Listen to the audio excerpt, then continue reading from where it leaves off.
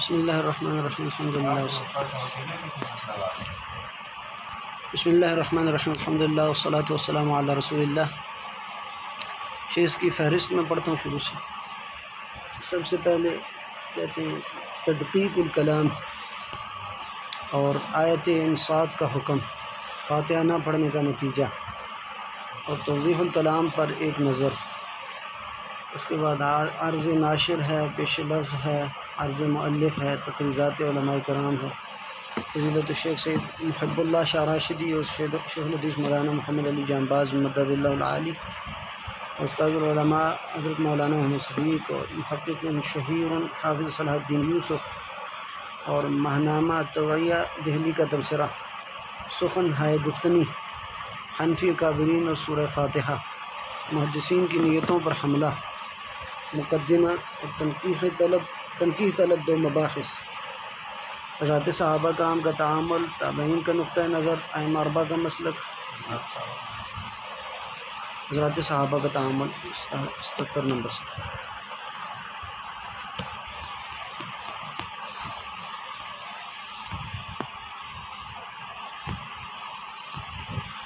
جی شیخ کہتے ہیں، امام بخاری فرماتے ہیں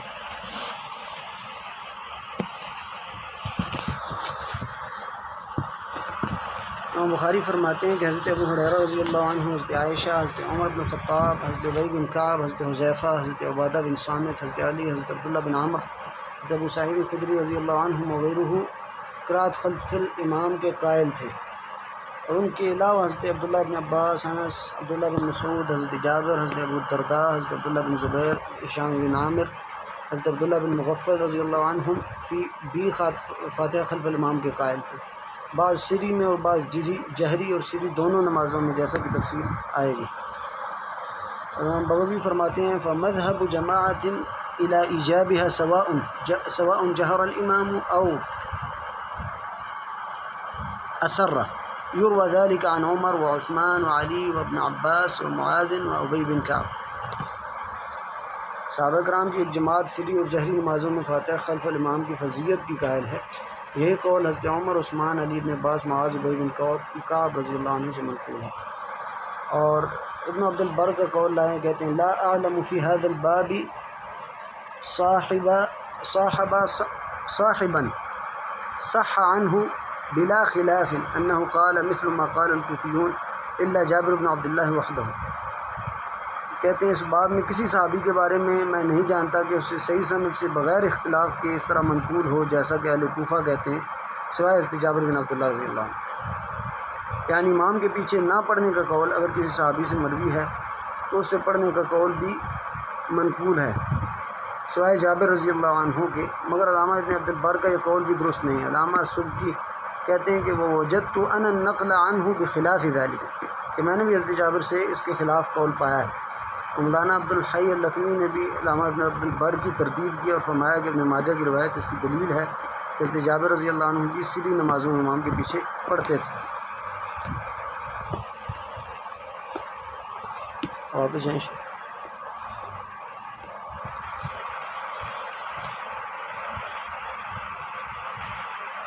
اس کے بعد حضرات تابعین کا نقطہ نظر، ائمہ اربعہ کا مسلک، امام ابو حنیفہ حناف کے 3 مسالک، اور دوسرا قول اور تیسرا قول، کراہت کا قول مقلدین کا ہے، ائمہ کا نہیں ہے۔ حضرت امام محمد کا قول شاذ نہیں ہے۔ کیا ائمہ اربعہ میں سے کسی نے قراءت کو مکروہ تحریمی کہا ہے؟ اور امام مالک کا نظریہ، امام شافعی کا مسلک، کتاب الام میں امام شافعی کا مسلک، کتاب الام اور دیگر رسائل، قول جدید اور قول قدیم کا نزاع، یہ امام شافعی کا مسلک 93 نمبر صفحہ۔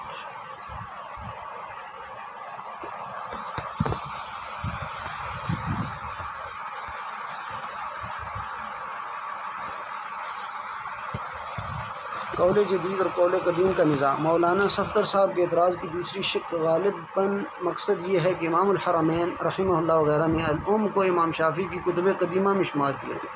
اور اسی پر متاخرین نے الام میں امام شافعی کے مسلک کو مسلک قدیم اور مختصر المزنی کی روایت کو مسلک جدید قرار دے کر امام شافعی کی طرف نسبت کیا، مگر یہ مفروضہ بھی اسی بنیاد پر قائم ہے کہ اختلاف علی و عبداللہ کی مذکورہ عبارت کو کتاب الام کی عبارت باور کر لیا گیا ہے۔ کیا مولانا صاحب یا ان کے ہم نوا یہ ثابت کر سکتے ہیں کہ امام الحرمین نے اس عبارت کو اس لیے مرجو قرار دیا ہے کہ کتاب الام میں عدم وجوب قرات کا ذکر ہے اور مختصر المزنی ان کے جدید مسائل کا مجموعہ ہے، اس لیے کہ اس کی روایت راجی اور یہ قول جدید ہے؟ یہ سوال ہے۔ مزید برآں حافظ ابن حزم جو امام الحرمین کے معاصر ہیں نے امام شافعی کا آخری قول وجوب فاتحہ ہی نقل کیا ہے، بلکہ ان سے قبل امام خطابی 384 ہجری میں تھے، انہوں نے امام شافعی کا قول وجوب الفاتحہ ہی نقل کیا۔ امام ابن عبد البر فرماتے ہیں ہوا قول الشافعی بمصر وعلیہ اکثر اصحابہ، یعنی امام شافعی نے مصر میں وجوب کا فتویٰ دیا اور اسی پر ان کے اکثر صحاب کا فتویٰ ہے۔ اور امام بہقی جنہیں حامل لوائے شافعی کہتے ہیں، انہوں نے اصرار کیا کہ امام شافعی کے دو قول ہیں اور جدید قول وجوب فاتحہ کا ہے، اور معارف السنن کی مفصل عبارت گزر چکی ہے کہ جس سے کسی قسم کا اشتباہ نہیں رہتا، بلکہ خود مولانا صفدر صاحب نے بھی اس کا اعتراف کیا ہے۔ لہٰذا جب امام الحرمین سے پہلے کے مصنفین حضرات امام شافعی کے دو قول ذکر کرتے ہیں، ان کا مسلک مقتدا کے لیے وجوب فاتحہ قرار دیتے ہیں، تو پھر یہ کہنا قدیم و جدید کا جھگڑا امام الحرمین کے بعد پیدا ہوا حقائق سے ناواقفیت کی دلیل ہے، یعنی امام الحرمین کے ہی زمانے سے پہلے ہی یہ مسئلہ تھا۔ کتاب الام بلا شبہ امام شافعی کی کتب جدیدہ میں شمار ہوتی ہیں، لیکن اس بات سے بھی انکار مشکل ہے کہ امام شافعی نے یہ کتاب مصر جانے سے پہلے مکمل کر لی تھی اور مصر پہنچ کر دوبارہ اس پر نظر ثانی کی، جو بعد میں کتاب الام کے نام سے مشہور ہے۔ شیخ ابو زہرہ مصری لکھتے ہیں تحقیق کے بعد ہم جس نتیجہ پر پہنچے ہیں وہ یہ ہے کہ کتاب الحجہ جسے ملا کاتب چلپی القدیم قرار دیتے ہیں اور جسے ابن ندیم نے اپنی الفہرست میں مبسوط قرار دیا ہے، یہ در حقیقت وہ کتاب ہے جو الام کے نام سے اب معروف ہے۔ قیام مصر کے زمانے میں شافعی نے کافی تغیر و تبدل اور حق و اضافہ کے بعد اثر نو مرتب کی اور پھر یہ الام کے نام سے معروف ہے۔ اسی طرح انہوں نے توالی تاسیس کے حوالے سے لکھا ہے کہ امام شافعی جدید کتب کی تصنیف کے وقت اپنی قدیم کتب کو سامنے رکھتے تھے جس میں کوئی تغیر نہیں ہوتا تھا، اسے اعلیٰ حال ہی باقی رکھتے تھے، اور جن مسائل میں رائے بدل جاتی کہ انہیں حذف و اضافہ سے اثر نو لکھتے تھے، جس سے واضح ہوتا ہے کہ امام شافعی نے الام مصر داخل ہونے سے پہلے لکھی تھی، البتہ مصر جا کر اس میں حق و اضافہ فرمایا۔ حافظ ابن کثیر کا یہ کہنا ہے کہ وہ کتب جدیدہ سے ہے کیونکہ اس کے راوی ربیع بن سلیمان ہیں اور وہ مصری ہیں، یہ الام کے مصری اور جدید ہونے کی کوئی وزنی دلیل نہیں، جبکہ کتاب جماع العلم اختلاف مالک و شافعی اختلاف العراقیین اور بعض دوسرے رسائل کے راوی بھی امام ربیع بن سلیمان ہیں، بلکہ حافظ ابن حجر نے اصرار کیا کہ امام شافعی کے مصر پہنچنے سے پہلے بھی وہ عرصہ دراز تک اس کے ساتھ رہے۔ آثار شافعی بلکہ ہم تو کہ صفحہ نمبر 31 پر ہے، بلکہ ہم تو دیکھتے ہیں کہ امام ربیع نے امام شافعی کی کتب قدیمہ کو بھی روایت کیا، مثلا کتاب اختلاف مالک و شافعی جسے امام ربیع نے روایت کیا، کہتے ہیں سألت الشافعی عن الامام اذا قال غیر المغضوب علیہم ولا الضالین هل يرفع صوته بآمین قال نعم ويرفع بها من خلفه اصواتهم، یعنی میں نے امام شافعی سوال کیا کہ امام صاحب جب الضالین پڑھے تو کیا وہ بلند آواز سے آمین کہیں، تو انہوں نے فرمایا ہاں، بلکہ مقتدی بھی بلند آواز سے آمین کہیں۔ علامہ ابن القیم نے اعلام الموقعین میں بھی امام شافعی کا یہ قول ذکر کیا ہے کہ وہ امام اور مقتدی دونوں کو بلند آواز سے آمین کہنے کا حکم دیتے ہیں، حالانکہ حافظ ابن حجر نے فتح الباری میں صریح کی ہے کہ مقتدی کو آمین بالجہر کہنے کا حکم امام شافعی کا پہلا اور قدیم قول ہے۔ علامہ بنوری رحمہ اللہ لکھتے ہیں کہ قال الشافعی فی الجدید یجہر بها الامام ویخفیها المأموم، یعنی امام شافعی کا جدید قول یہ ہے کہ امام تو بلند آواز سے آمین کہے گا مگر مقتدی آہستہ آمین کہیں گے، بلکہ کتاب الام میں ہے کہ ولا احب ان یجہروا بها، میں پسند نہیں کرتا کہ مقتدی بھی آمین اونچی آواز سے کہیں، اور مختصر المزنی کے الفاظ ہیں کہ وَيَسْمَعُ مَنْ خَلْفَهُ أَنفُسَهُمْ وَيُسْمِعُ مَنْ خَلْفَهُ أَنفُسَهُم، مقتدی اپنے آپ کو سنائیں، بلند آواز سے آمین نہ کہیں۔ اس سے بھی اس کی تائید ہوتی ہے۔ اندازہ فرمائیں کہ مقتدی کو بلند آواز سے آمین کہنے کی روایت بھی امام ربیع کی ہے، اور بائیں ہما اہل علم نے اسے امام شافعی کا قدیم قول قرار دیا ہے۔ اسی رسالہ میں ہے کہ انہوں نے امام شافعی سے دریافت کیا کہ کیا مقتدی آخری 2 رکعتوں میں الحمدللہ پڑھ سکتا ہے، تو انہوں نے جواب دیا احب ذلک ولیس بواجب علیہ، یعنی پڑھنے کو پسند کرتا ہوں مگر یہ واجب نہیں ہے، حالانکہ یہ تو امام ابن قدامہ کو بھی تسلیم ہے کہ امام شافعی سری نمازوں میں فاتحہ کو واجب قرار دیتے ہیں، جیسا کہ آئندہ ہم انشاءاللہ بیان کریں گے۔ بنابری لا محالہ امام شافعی کا یہ قول قدیم قرار دیا جائے گا، حالانکہ اسے روایت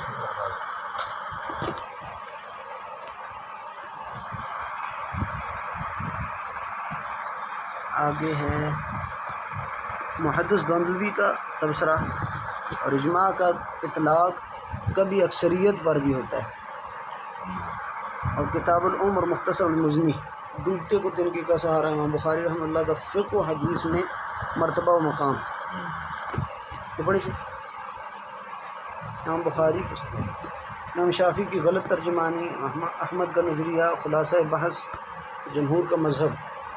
باب اول، پہلی آیت اور دوسری آیت تنبیہ، اور تیسری آیت جی جمہور کا مذہب پڑھو۔ صبح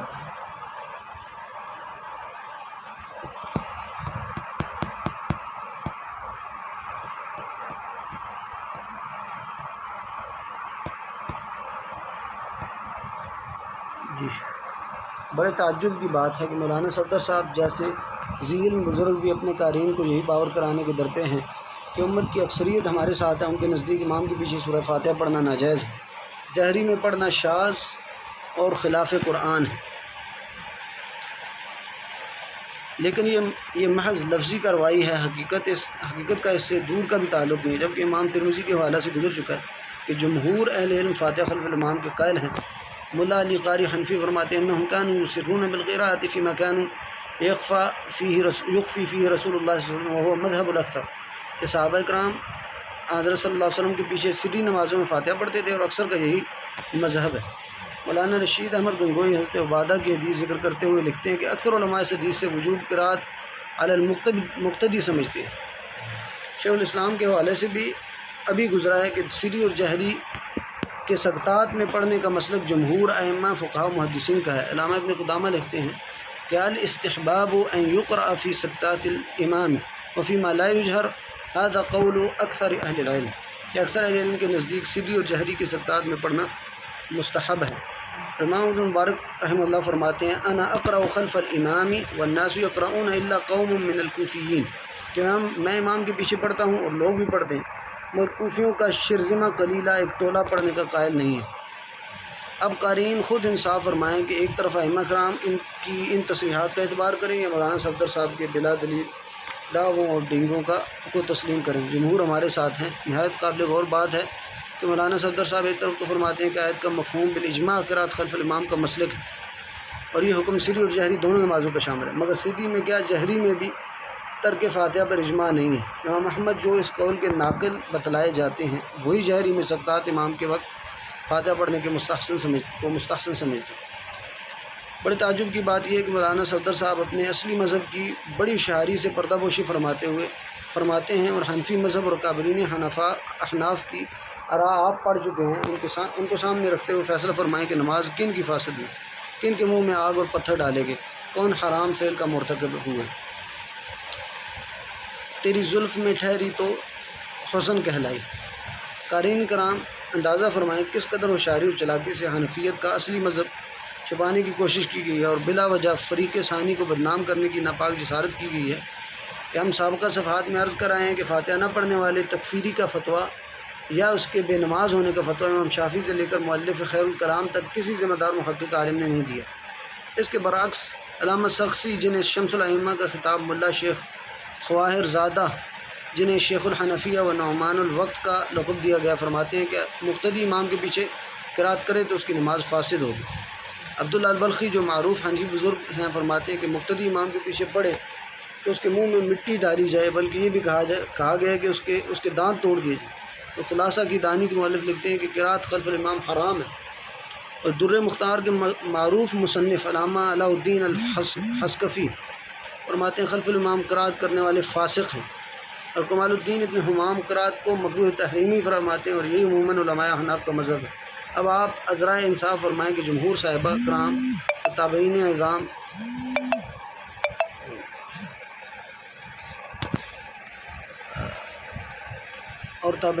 نظام اور محدثین و فقہاء کی اکثریت بھی ہمارے ساتھ ہے۔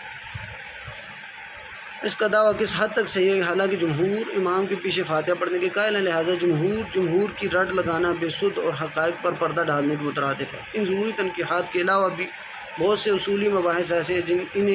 انہیں ابتدا ہی میں جگہ دی جائے، مگر سلسلہ کلام پہلے ہی کافی دراز ہو گئے، اس لیے زائد دیر تک اپنے قارئین اور اصل موضوع کے درمیان ہم حائل ہونا نہیں چاہتے۔ یہ مباحث اپنے اپنے مقام پر انشاءاللہ آئیں گی۔ آخر میں علامہ سبکی کا ایک فتویٰ نقل کر کے اس سلسلہ کو ختم کرتے ہیں۔ وہ فرماتے ہیں قراءۃ المأموم الفاتحة خلف الإمام فإنه إذا فعل ذلك صحت صلاته بلا خوف، فإن ابن عبد البر نقل الإجماع على أن من قرأ خلف الإمام الفاتحة فصلواته تامة ولا إعادة عليه، وكفى بهذا ترجيحا لمن يقصد الاحتياط لصحة صلاته، فإنه إذا ترك القراءة خلف الإمام اختلف العلماء هل صلواته صحيحة أم باطلة في السرية والجهرية معا، وقد رويت آثار كثيرة في القراءة خلف الإمام في السرية والجهرية معا عن الصحابة والتابعين، ووجدنا الدليل الصحيح من السنة والنظر يقتضي وجوب القراءة الفاتحة خلف الإمام۔ بے شک مقتدی جب امام کے پیچھے الحمد پڑھے گا تو اس کی نماز بلا خوف صحیح ہوگی۔ ابن عبد البر نے اس پر اجماع نقل کیا ہے جس نے امام کے پیچھے فاتحہ پڑھی اس کی نماز پوری ہے اور اس پر اعادہ نہیں، اور یہی بات اس مسئلہ میں ترجیح کے لیے کافی ہے۔ اس کے لیے جو احتیاطاً صحت صلاۃ کا قصد کرتا ہے، کیونکہ وہ امام کے پیچھے نہ پڑھے گا، تو اس میں علماء مختلف ہیں کہ کیا سری جہری دونوں میں نماز صحیح ہے یا باطل ہے۔ بلا شبہ صحابہ اور تابعین سے سری اور جہری نمازوں میں فاتحہ پڑھنے کے متعدد آثار مروی ہیں، اور ہم نے سنت سے بھی صحیح دلیل اس پر پائی ہے۔ نظری اعتبار سے بھی فاتحہ خلف الامام کا وجوب صحیح ہے۔ اس کے بعد امام سبکی نے نقلاً و عقلاً اس پر مختصر بحث کی ہے، جس کی تفسیر حسب موقع آئے گی انشاءاللہ۔ علامہ سبکی کے اس بیان سے یہ ظاہر ہوتا ہے کہ امام کے پیچھے فاتحہ پڑھنے پر صحابہ کرام تابعین نظام کے بہت سارے آثار موجود ہیں، اور سوائے شرذمہ قلیلہ کے کسی نے سورہ فاتحہ پڑھنے کا مکروہ یا حرام نہیں قرار دیا ہے۔ اس اعتبار سے بھی فرمان نبی صلی اللہ علیہ وسلم ہے دع ما یریبک الی ما لا یریبک۔ اس کا تقاضا ہے کہ مقتدی سورہ فاتحہ ضرور پڑھے۔ واللہ اعلم بالصواب۔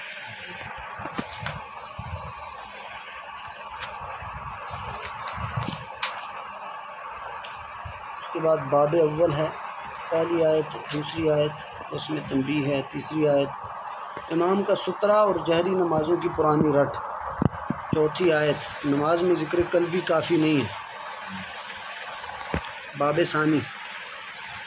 رکنیت فاتحہ کی بحث، اس میں پہلی حدیث، اور یہ حدیث ہر نماز کو شامل ہے۔ اسلام میں فاتحہ کے بغیر نماز نہیں پڑھی گئی۔ حضرت عبادہ کی اس حدیث سے استدلال، ان کے بارے میں غلط دعویٰ کہ وہ اسے منفرد کے حق میں سمجھتے تھے، اور لائے نفی جنس کی خبر، پہلا اعتراض فصاعدہ کی بحث، اور پہلا جواب تفردات معمر کا حکم۔ معمر کی روایت اہل بصرہ سے، ابن عیینہ کی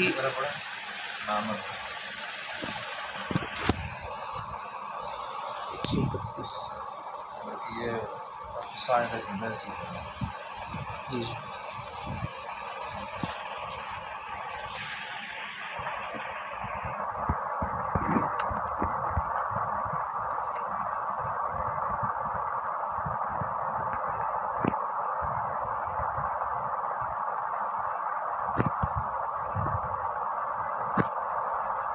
پہلا اعتراض فصاعدہ کی بحث۔ اس حدیث کے آخر میں فصاعدہ کے الفاظ مروی ہیں،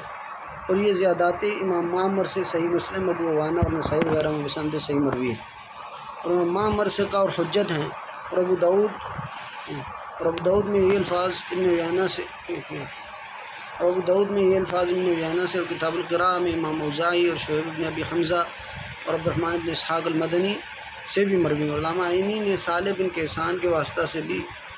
اس زیادت کا ذکر کیا ہے۔ پہلا جواب،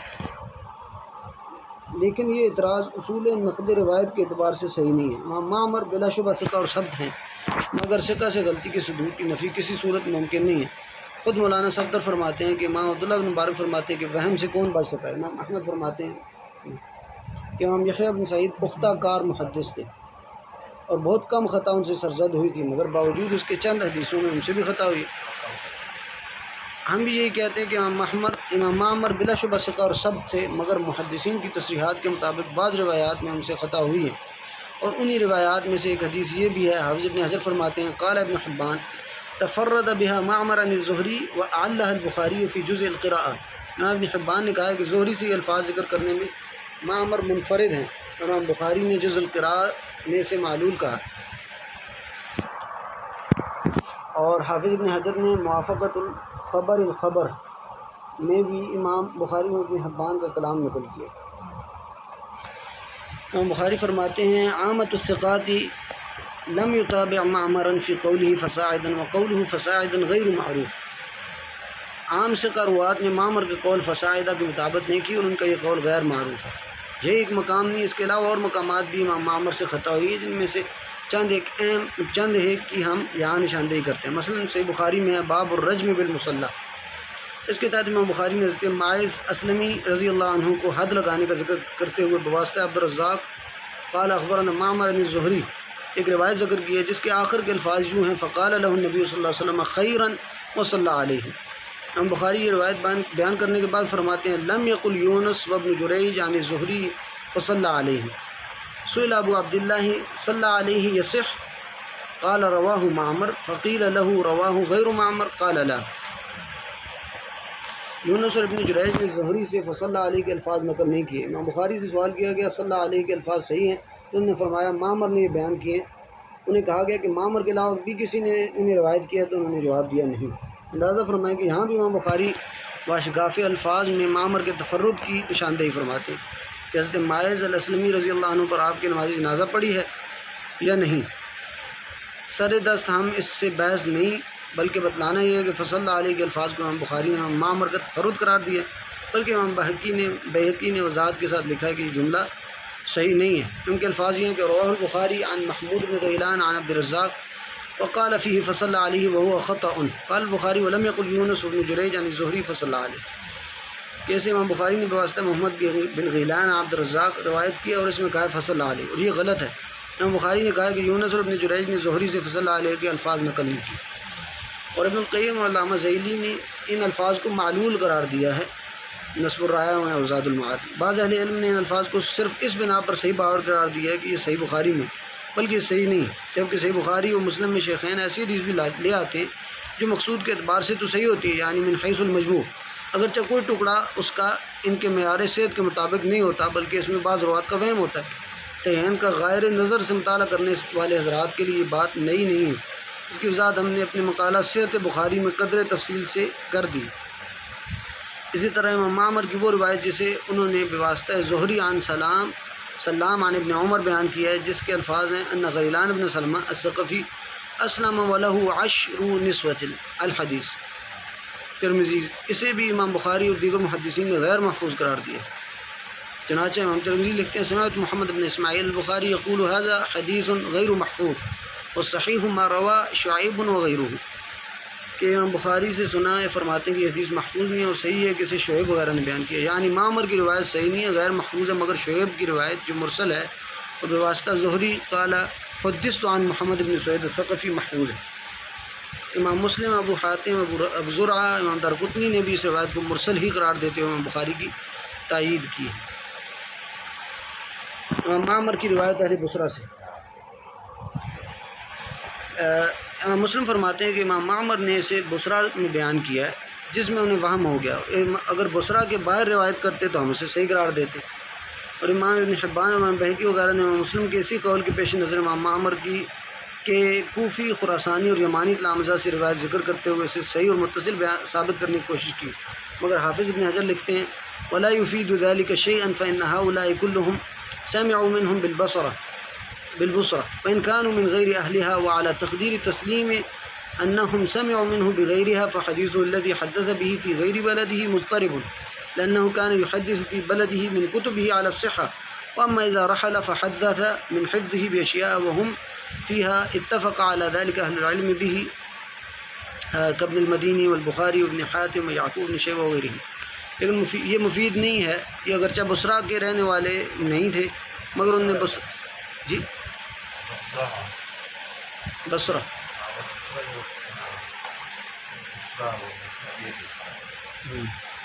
اچھا، اگرچہ یہ بصرہ کے رہنے والے نہیں تھے مگر انہوں نے بصرہ میں سنا ہے، اگر تسلیم بھی کر لیا جائے کہ انہوں نے معمر سے خارج از بصرہ سنا ہے تو ان کی وہ روایات جو انہوں نے اپنے شہر سے باہر بیان کی ہیں ان میں اضطراب ہوتا ہے، کیونکہ اپنے شہر میں اپنی کتابوں سے روایت کرتے ہیں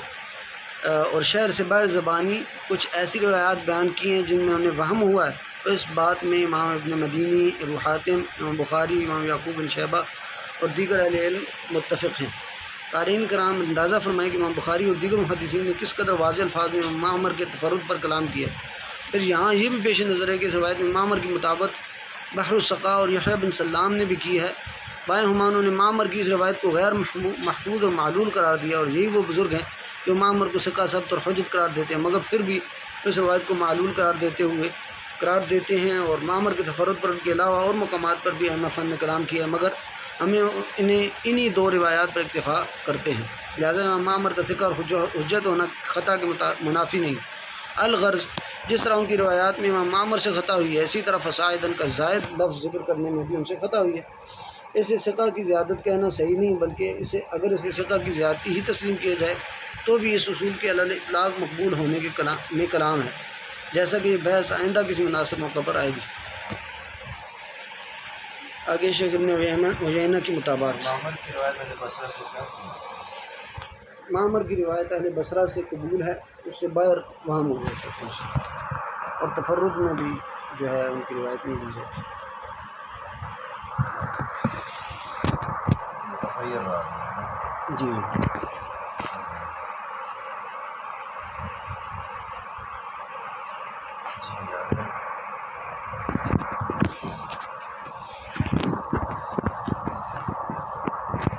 آگے ہیں شیخ معمر کی روایت اہل بصرہ سے، یہ بات پڑھ لی ہم۔ یہ بات یاد رکھیں کہ بخاری جو ہے بعض اوقات اس میں مطلب منحص مجموع حدیث صحیح ہوتی ہے، جی جی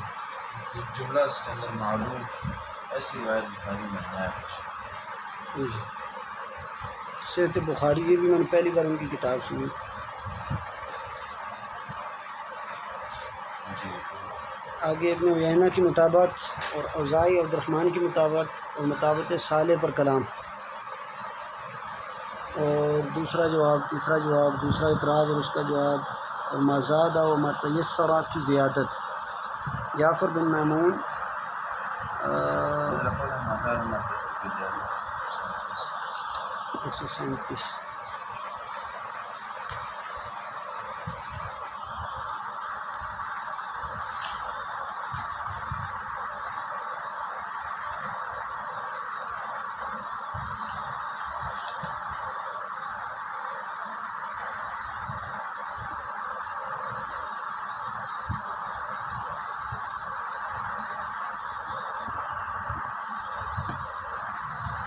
شیخ نے فصاعدہ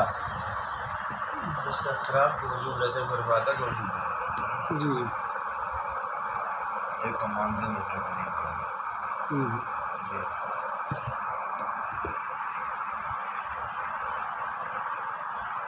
137 نمبر صفحہ میں نیچے ٹاپک دیو ہے۔ یہ تیسرا اعتراض اس کا جواب نا اسی کے اندر انہوں نے ذکر کر دیا۔ اچھا، اس کے علاوہ ما زادہ کی زیادت بھی مروی ہے،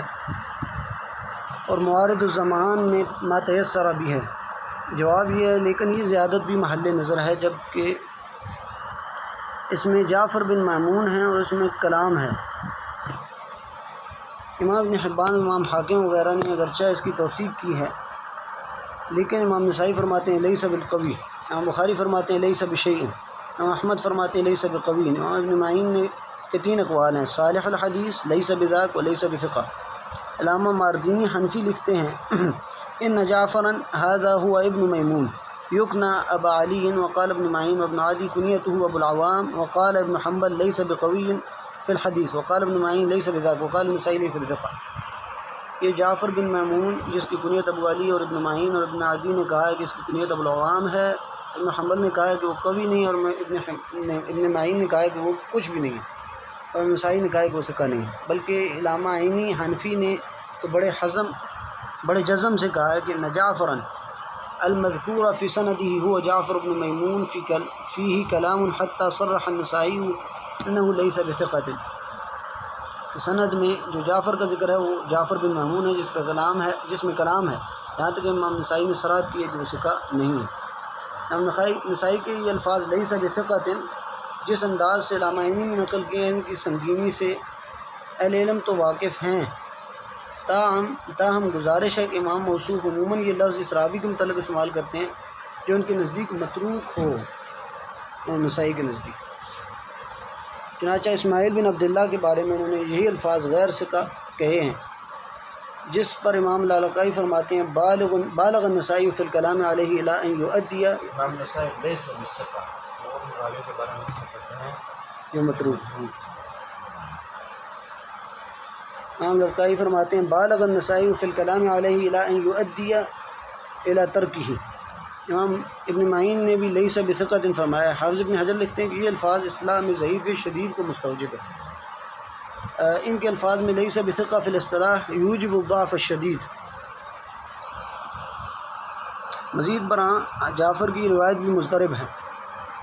کبھی وہ اسے لا صلاۃ الا بقراءۃ فاتحۃ الکتاب فما زاد کے الفاظ سے نقل کرتے ہیں، اور کبھی لا صلاۃ الا بقراءۃ ولو بفاتحۃ الکتاب سے کتاب القراء اور کتاب الصلاۃ لابی الحسین الخفاف، اور کبھی لا صلاۃ الا بقراءۃ فاتحۃ الکتاب۔ بلکہ امام عقیلی نے تو صاف طور پر یہ کہہ دیا کہ روایتہ عن ابی عثمان عن ابی ہریرہ رضی اللہ عنہ فی الفاتحۃ لا یتابع علیہ، کہ جعفر کی فاتحہ کے متعلق جو روایت بواسطہ ابو عثمان ابی ہریرہ آئی ہے اس پر کسی نے مطابقت نہیں کی، اور اسی بنا پر اسے الضعفاء میں داخل کیا ہے کہ یہ روایت اس سند سے تمام کتب میں مذکور ہے۔ امام طبرانی اور الاوسط میں یہی روایت بواسطہ حجاج بن ارطاط عن عبد الکریم عن ابی عثمان عن ابی ہریرہ رضی اللہ عنہ لائے ہیں، جس کے الفاظ ہیں کہ مجھے حکم دیا گیا ہے کہ یہ اعلان کر دوں ان لا صلاۃ الا بقراءۃ ولو بفاتحۃ الکتاب۔ حافظ ابن حجر نے اس بارے میں الدرایا میں کہا ہے کہ اس کی سند ضعیف ہے، اور یہی روایت امام بہقی نے کتاب القراء میں منصور بن سعید عن عبد الکریم کی سند سے بھی ذکر کی ہے، اور کہا ہے کہ امام ابن خزیمہ نے یہی روایت اپنی سند سے بھی بیان کی ہے، مگر ان کے الفاظ ہیں لا صلاۃ الا بفاتحۃ الکتاب۔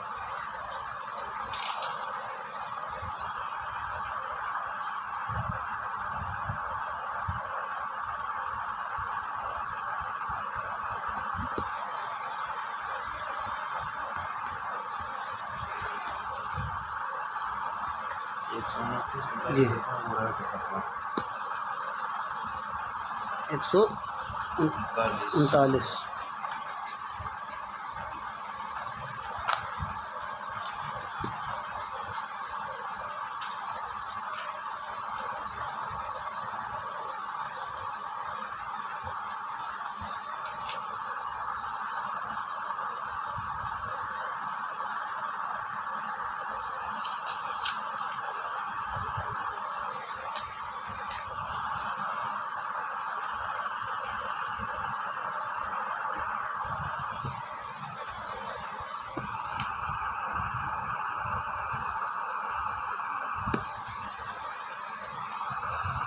یہ اوپر سے شیخ پڑھتے ہیں